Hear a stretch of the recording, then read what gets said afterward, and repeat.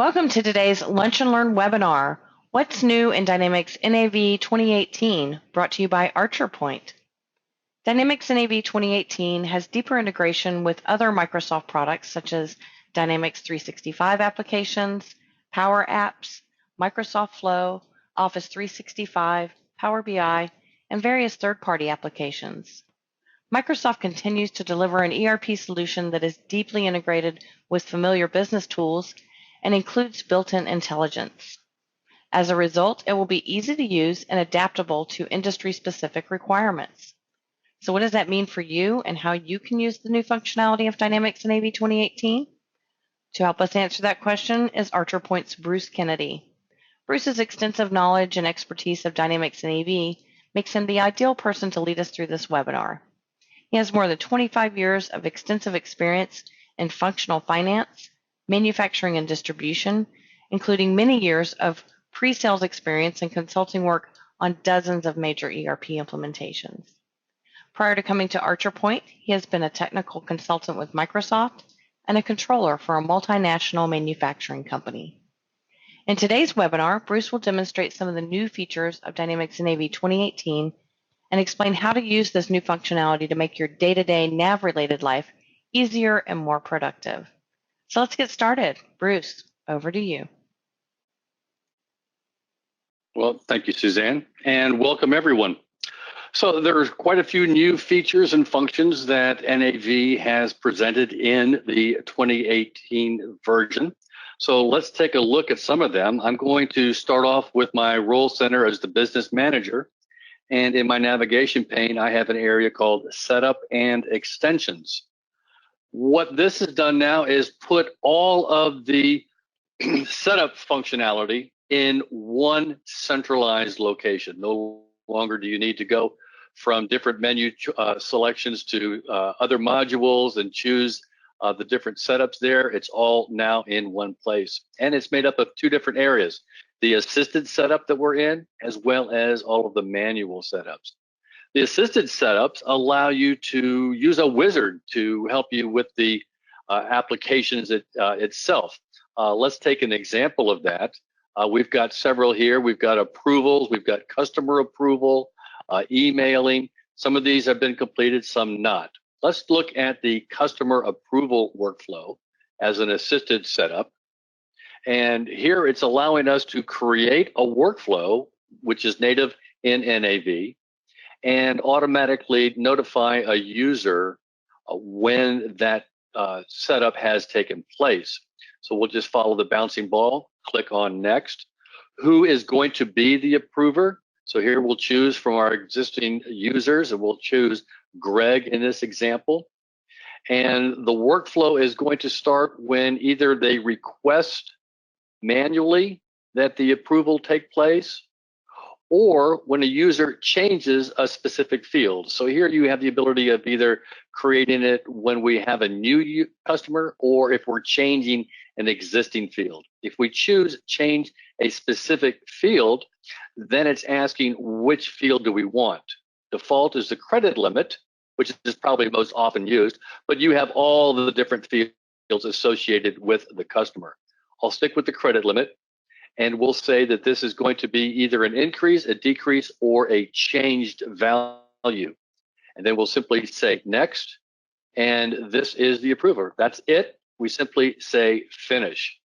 Now, when we make a change to a customer credit, that change does not take place until the actual approval is done.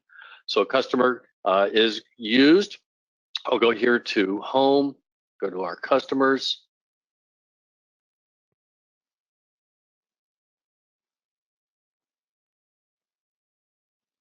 And let's use the Canon group as our example.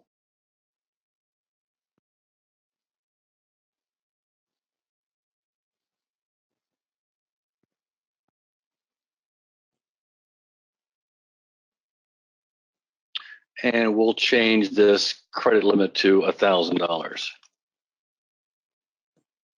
Notice it's in red. We now send the approval request as was stipulated in that particular workflow. the change has been sent for approval. And when we come back, we'll note that the credit limit is reverted back to the original amount. There's a notification that has been sent to Greg. When Greg logs in, he will see the approval request, either accept or reject that particular request. Once that request is approved, then the credit limit changes back to the requested $1,000 was this case.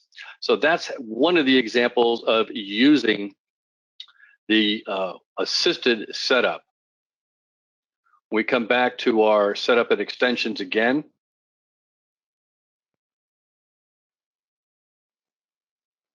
All of the manual setups are, again, all in one location, and they're broken down by the different functionalities within the NAV application. So again, it's all easily set up for you, and you have only one area that you need to go to in order to be able to create your setups.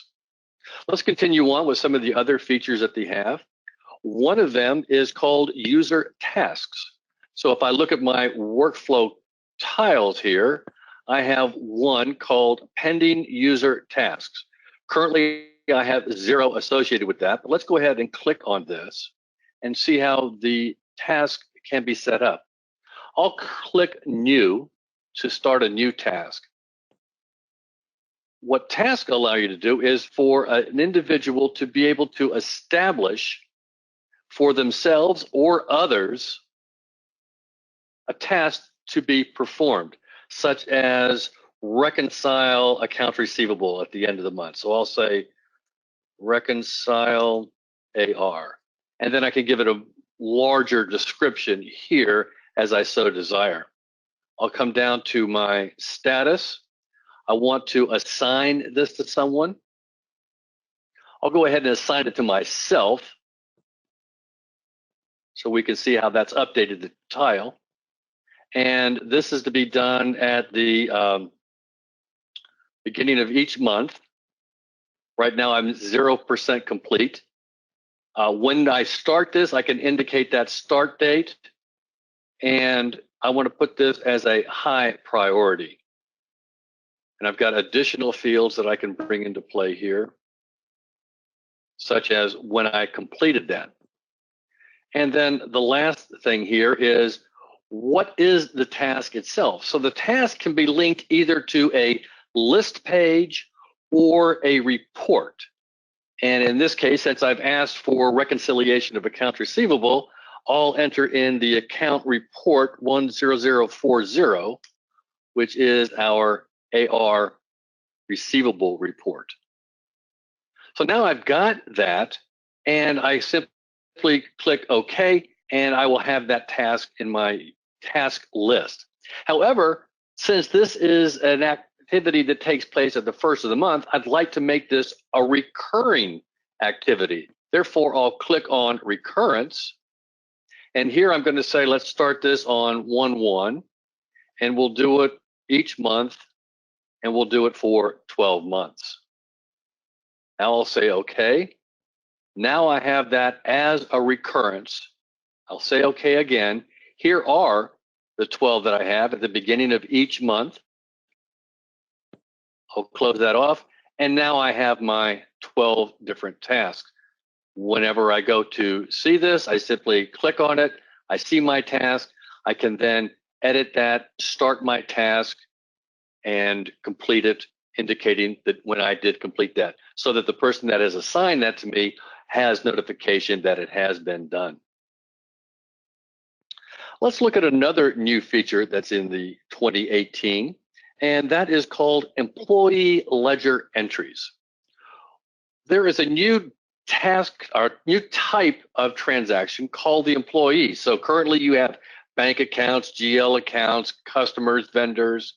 Now you have employees, and this allows you to be able to segregate your vendors from your employees for payments that you make. Let's take an example of how this works. I'll go to an employee file, click on employees, and let's open up a Nets card. So this is her employee card. Detail information, general tab, address and contact, administration, and then we have a payments tab.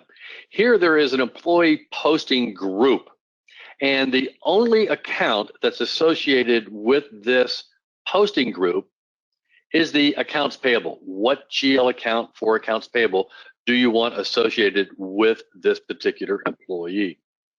So now that we have that set up, we can start creating transactions against our employees for payments. Now, when these payments are being made, they're going to be made using a journal. The employee type is not available in documents such as a purchase invoice, but they are available in general journals and purchase journals. So let's go take a look at a journal using our accounting manager. We'll go to our purchase journal and we'll edit that journal. And now I want to put in my account type, and here is employee, the new type. And what employee we're going to deal with? Well, let's deal with Annette Hill.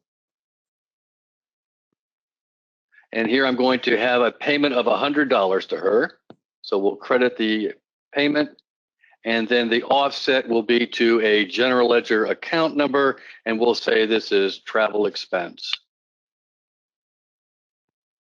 And now I simply post that transaction.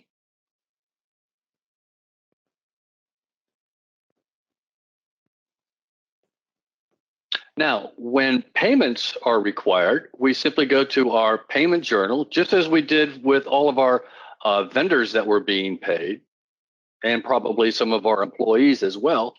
But now, in addition to suggest vendor payments, you have also suggest employee payments. The functionality is the same. You simply select that, determine the different employees that you want to pay, and run your payment journal just as you always have in the past with your particular vendors. Let's move on, and let's talk a little bit about optical character recognition. Now, this is something that Microsoft has set up back in 2016. They initiated the OCR with a company called Lexmark, which has now been acquired by another company called Kofax. And the functionality back in 2016 allowed you to be able to have scanned images sent to the OCR provider. They would send back that information, and you could process a purchase invoice. The initial 2016 version allowed that to capture the invoice total only. Then in 2017, Microsoft enhanced that to include the lines on a purchase invoice that could also be captured. And now in 2018, what they have done is to initiate a vendor synchronization that allows you to be able to set up all of your vendors and have that information fed to the OCR service provider, information such as the vendor number, the name, the address, the phone number, and the bank account. That information is now able to be used by the OCR service provider in order to be able to improve the quality and the handling of those scanned images, especially the first time you submit an invoice for a new vendor. It's simply a matter of entering in the information that we have, your username, your authorization key, and password, and then the resync master data. That's going to send all of your vendor information to the OCR provider. And then you will be able to see the last time that that was sunk. You'll have an actual date here. Any additional changes to your vendor records will automatically be synced, transferring those changes back to the provider. So that's another enhancement that Microsoft has provided for optical character recognition. Let's look at another issue here. that is in the Microsoft document for what's new in 2018, and that relates to posted job invoices. Now, the documentation from Microsoft stipulated that they had simplified the process for correcting or canceling a job invoice. In prior versions, what you had to do when you realized that a planning line that has been invoiced was in error, you would have to insert a new line with the credit memo associated with that incorrect invoice, and then process that credit memo, and then reprocess the corrected invoice. What the documentation states is that there is now a function in posted invoices that allows you to correct that, and the system will automatically insert those modified changes to the planning lines. However, I've been negotiating with Microsoft. That is not the case, and I wanted to highlight that. What Microsoft is doing is we speak now determining exactly what that functionality is. But what I have seen is that there is a new feature for creating credit memos. So if I go and look at my posted documents, for example, and I look at a posted sales invoice, let's go up and look at this invoice, which happens to relate to a job.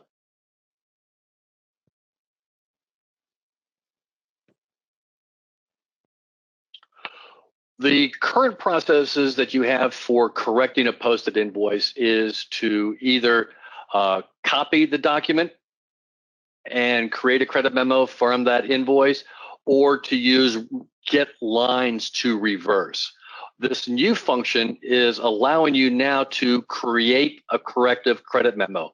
Simply by clicking on this button, it actually does create the credit memo. It reverses the transaction that we have here, indicating the original invoice and the correction to that.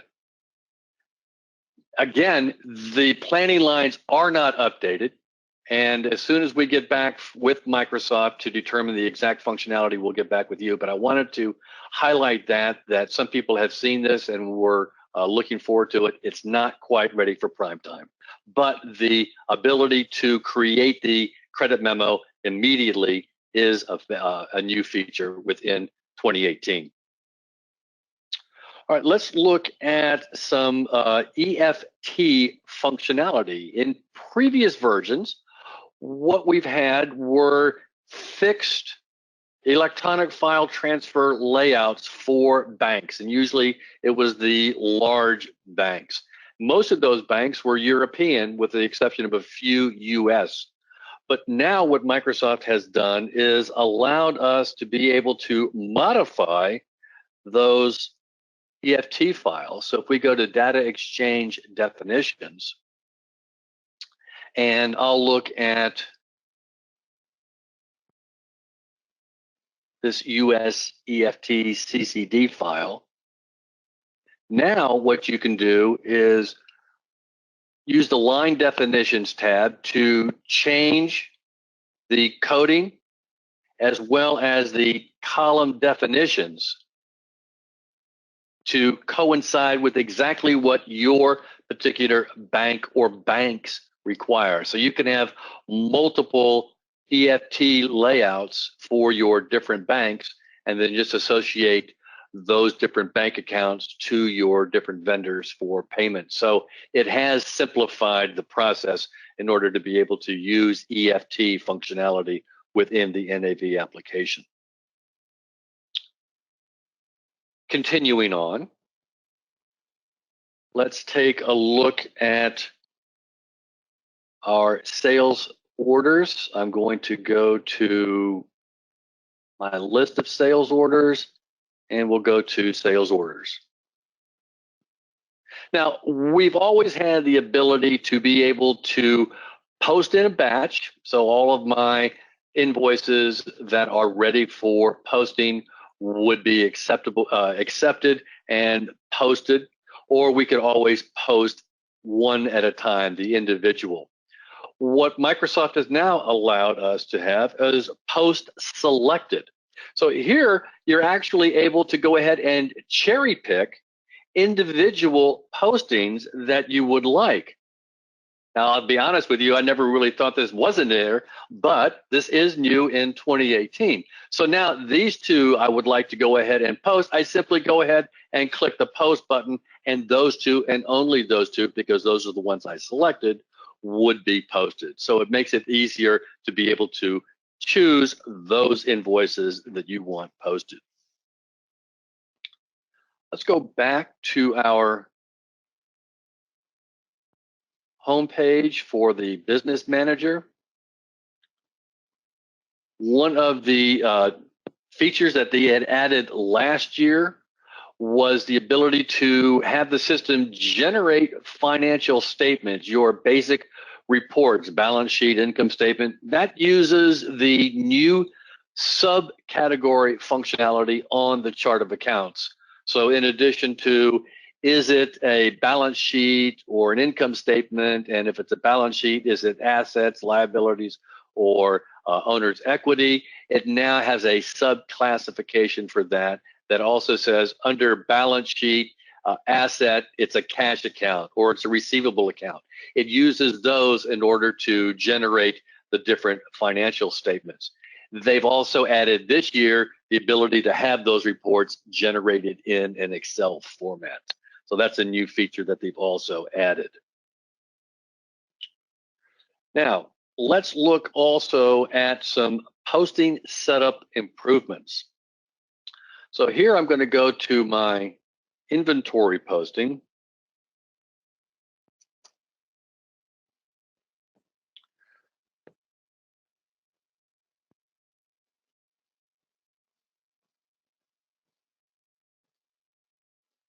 So here we've got inventory posting. I'll open up this one.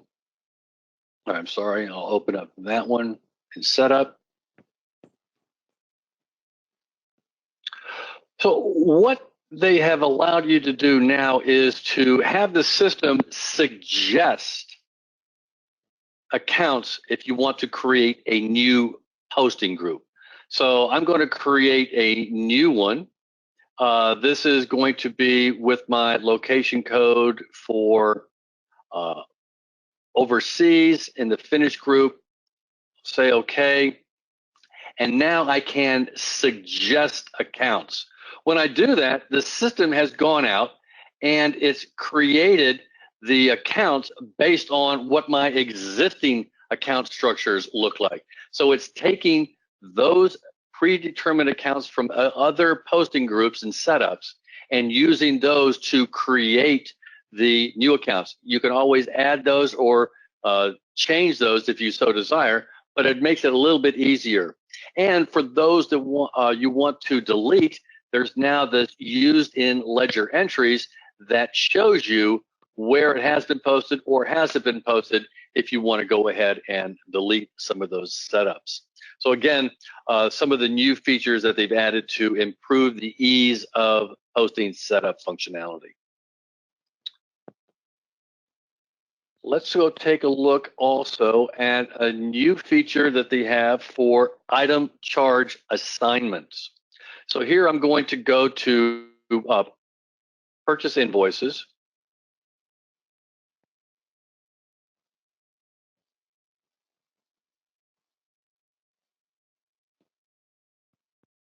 And let's create a new one. So I'm getting a invoice from a vendor for freight that I want to associate to inventory that has been received. And I'll enter my vendor's invoice number. And since I want to allocate this to inventory receipts, this will be a charge item. And that charge item, I'll call it my freight. I'll say it's one at $100. So now I go to my line, related information, item charge assignment. So far, everything is the same. I go to my get receipt lines. I find my different lines. I come down to the receipt that I'm interested in. I'll say it was this receipt for these two items. I'll say OK. And now when I select suggest item charge assignment, what was the availability we had before was an equal amount. So I would have $50 on each line, or by amount, which would use the inventory valuation of each line as the basis for the allocation of the $100. But Microsoft has also added by weight and by volume. So you would go to the item card, enter in what the item's weight and volume is for those particular items. It would then use those features in order to allocate the charge. Now, what we also have here is by cubic and by tariff. These are part of the allocation processes that ArcherPoint has added in its container management solution. So those additional features are also there. But the first four are standard NAV now, as opposed to just by equal or amount.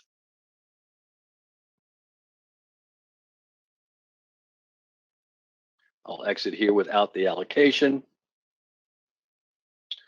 Let's take a look at another feature they have, which is called direct transfers. So I'm going to go to my transfer orders.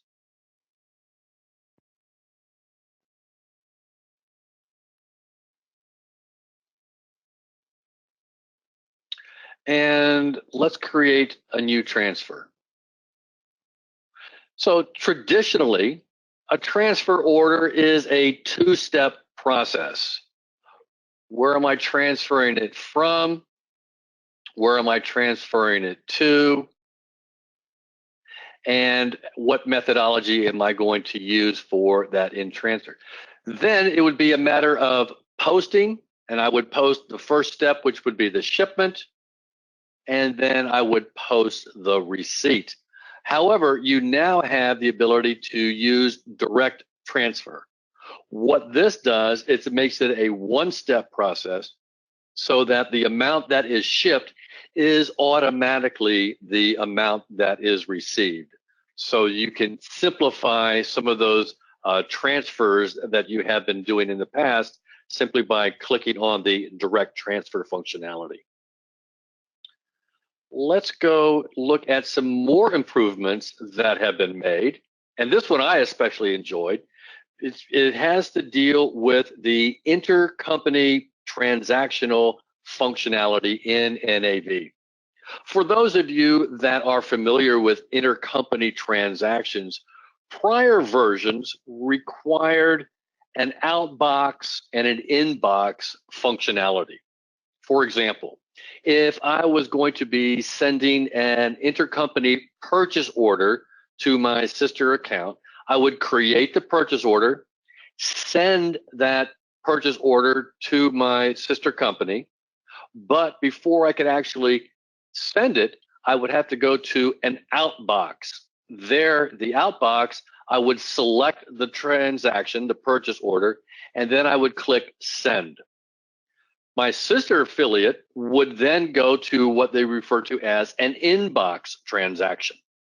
And then they would receive that purchase order, accept that purchase order, and then the system would automatically create the offsetting sales order for that purchase order.